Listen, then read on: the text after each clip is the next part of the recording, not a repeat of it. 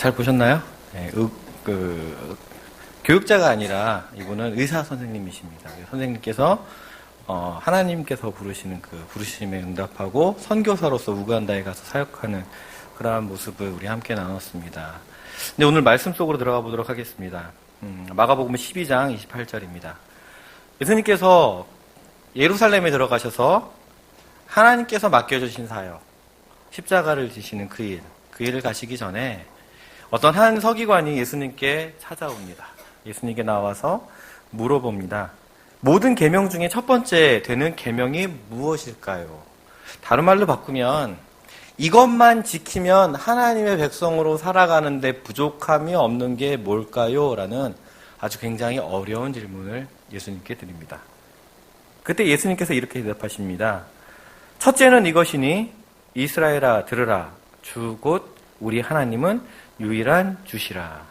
어디서 많이 들어본 말씀이죠. 신명기 6장 4절 5절 말씀입니다. 우리가 잘 목사님께서 말씀하시는 쉐마 이스라엘. 이스라엘이 들으라. 우리 하나님 여호와는 오직 유일한 여호와시니 너는 마음을 다하고 뜻을 다하고 힘을 다하여 내 하나님 여호와를 사랑하라 라는 말씀입니다. 거기에 덧붙여서 예수님께서는 또 이야기하십니다. 내 마음을 다하고 목숨을 다하고 뜻을 다하고 힘을 다하여 주 너의 하나님을 사랑하라 하신 것이요. 둘째는 이것이니 내 이웃을 내 자신과 같이 사랑하라 하신 것이라. 이보다 더 큰 계명이 없느니라 라고 말씀하고 계십니다. 서기관이 하나님의 말씀을 잘 알고 하나님의 말씀을 가르치고 하나님의 말씀을 연구하는 이 사람이 주님 앞에 질문하는 것 몰라서 물어봤을까요? 주님이 과연 자신의 테스트에 얼마나 잘 대답을 할 것인가 라는 겁니다. 하지만 주님은 그 테스트에 대답하시는 게 아니라 사랑을 전하시는 겁니다. 하나님의 마음을 전하시면서 이야기하십니다.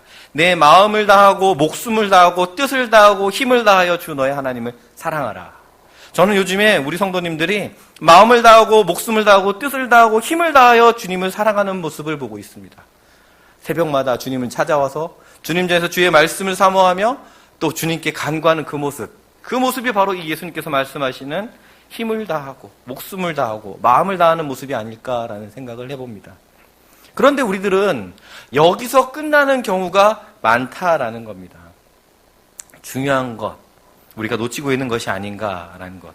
바로 두 번째 것입니다. 내 이웃을 내 자신과 같이 사랑하라. 우리의 삶 가운데 내 이웃을 내 자신과 같이 사랑하는 모습 얼마나 있을까요? 사도 바울이 바로 이 예수님께서 말씀하시는 첫째 계명과 둘째 계명을 가장 잘 지켰던 사람, 지키려고 노력했던 사람이 아닐까라는 생각을 해봅니다. 사도 바울은 자신이 주님을 만난 회심의 순간부터 예수님께서 말씀하신 바로 이것, 마음을 다하고 목숨을 다하고 뜻을 다하고 힘을 다하여서 하나님을 사랑해서 그 하나님을 전하는 일에 자신의 모든 것들을 바칩니다. 거기에서 더불어 한 가지 일을 더합니다. 어떤 일을 했을까요? 바로 사도행전 11장입니다. 사도행전 11장 27절과 30절 말씀 보도록 하겠습니다. 사도행전 11장 27절부터 30절까지 제가 읽습니다. 그때 선지자들이 예루살렘에서 안디옥에 이르니 그 중에 아가보라 하는 한 사람이 일어나 성령으로 말하되 천하에 큰 흉년이 들리라 하더니 글라우디오 때에 그렇게 되니라. 제자들이 각각 그 힘대로 유대에 사는 형제들에게 부조를 보내기로 작정하고 이를 실행하여 바나바와 사울의 손으로 장로들에게 보내니라. 아멘. 바울이 했던 바로 그 두 번째 무엇일까요? 곤경에 처해 있는 예루살렘 교회에 헌금을, 연보를 갖다 전하는 일입니다. 요즘 이야기하면 헌금을 갖다 냈다라는 거죠. 자신이 갖고 있었던 물질들, 궁핍함을 당한 예루살렘 교회에 갖다 전해주는 것. 100원, 200원, 100만 원, 200만 원이 아닙니다. 옛날의 단위로는 달란트입니다. 달란트. 달란트는 1, 2억 넘습니다. 1달란트가 32kg입니다. 32kg짜리 금덩어리를 들고 예루살렘 교회를 가서 섬기는 그들의 모습. 바로 이것이 사도 바울이 했던 일입니다. 사도 바울이 고린도후서 9장에 이렇게 이야기합니다. 고린도후서 9장에 고린도에 다시 편지를 보내면서 이렇게 이야기합니다. 고린도 교회 사람들이 사도 바울에게 성도를 섬기는 것 어떻게 섬겨야 될까요? 라고 물어봅니다. 그때 사도 바울은 이야기합니다. 성도를 섬기는 일에 대하여는 내가 너희에게 더 쓸 필요가 없다. 이미 내가 너희에게 다 알려줬다. 뭐냐? 바로 너희들이 마게도냐인들에게 아가야에서 1년 전부터 연보를 준비해서 이걸 가지고 예루살렘 교회에 도와줄 것이다 라고 얘기했던 것, 연보를 모으는 것, 그것이 바로 성도를 섬기는 것이다 라고 사도 바울은 이야기합니다. 주님의 교회를 섬기는 것, 마음만 섬기는 것, 내가 신앙생활만 잘하는 것이 아니다라고 바울은 이야기합니다. 가장 힘든 것, 내가 갖고 있는 것들을 다 모아서 잘 사는 너희들이 헌금 많이 내서 불쌍한 가난한 우리 형제들을 도우는 것, 그것이 하나님께서 말씀하신 내 이웃을 내 자신과 같이 사랑하는 것이다 라고 이야기하시는 것입니다. 그것을 위해서 사도 바울은 자신의 모든 것들을 내어 던집니다.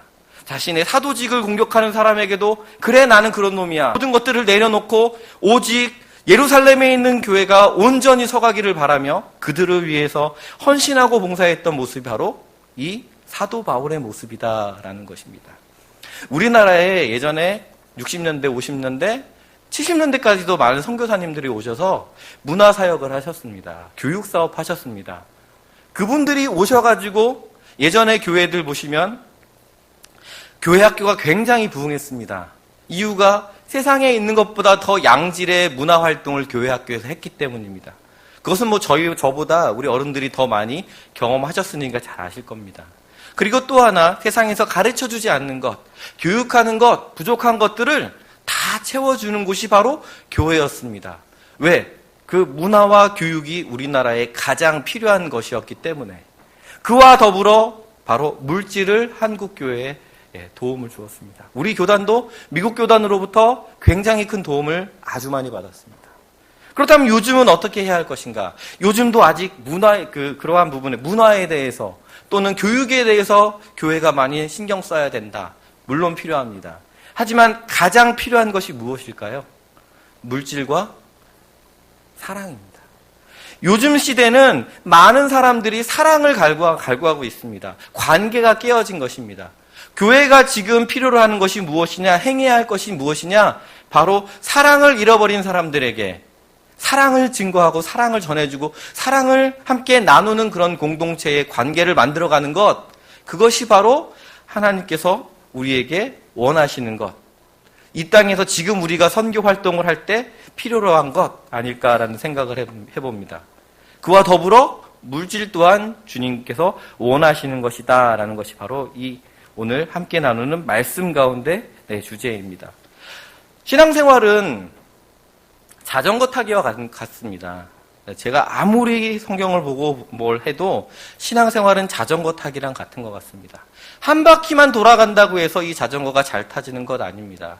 두 바퀴가 같이 합심하고 협력해서 돌아갈 때 온전하게 자전거를 탈 수 있듯이 내가 나만 하나님께 온전히 드려지는 것을 바라는 것, 그것이 신앙생활이 아니라 나와 함께 우리 모두가 주님께 올바로 나아가는 것, 그것이 하나님께서 원하시는 참 신앙생활의 모습이 아닐까라는 생각을 해봅니다. 예수님께서 말씀하신 하나님을 사랑하라, 내 이웃을 내 자신과 사랑하라 라는 이 대답에 이 서기관은 이야기합니다. 마음을 다하고 지혜를 다하고 힘을 다하여 하나님을 사랑하는 것과 또 이웃을 자기와 자신과 같이 사랑하는 것이 모든 전제로 드리는 모든 번제와 기타 제물보다 나으니이다. 이렇게 고백하고 있습니다. 우리가 드린다고 하는 것, 예배 드리는 모습들 다 귀합니다. 하지만 진정 하나님께서 원하시는 것은 우리의 마음이십니다. 그리고 우리의 행함입니다. 얼마만큼 자신의 것들을 나누려고 노력하는가, 바로 그 모습들을 하나님께서 원하신다라는 겁니다. 바로 이렇게 대답한 서기관에게 예수님 말씀하십니다. 내가 하나님의 나라에서 멀지 않도다. 하나님과 이웃을 함께 생각하는 것, 바로 그것이 하나님께서 원하시는 것입니다. 선교는 이겁니다. 가장 필요로 하는 것을 제공하는 것, 그것이 선교가 아닐까라고 생각을 해봅니다. 이영표 선수입니다. 이영표 선수가 이렇게 이야기한 글이 있어서 가져왔습니다. 뉴욕에서 있을 때 청년들하고 이야기를 했습니다. 미신이란 무엇일까? 미신이란 자기 자신은 변하지 않은 채 하나님의 마음을 바꿔서 자기가 원하는 것을 얻어내는 것, 그것이 바로 미신이 아니냐라는 겁니다. 그렇다면 믿음은 무엇일까? 믿음은 바로 절대자이신 그분 앞에서 잘못된 자신을 발견하고 끝없이 자기 자신을 고쳐가는 것, 그것을 말한다라고 이런 이야기를 나누었던 것을, 이야기한 것을 제가 본 적이 있습니다. 그리고 또 하나의 이야기가 있습니다.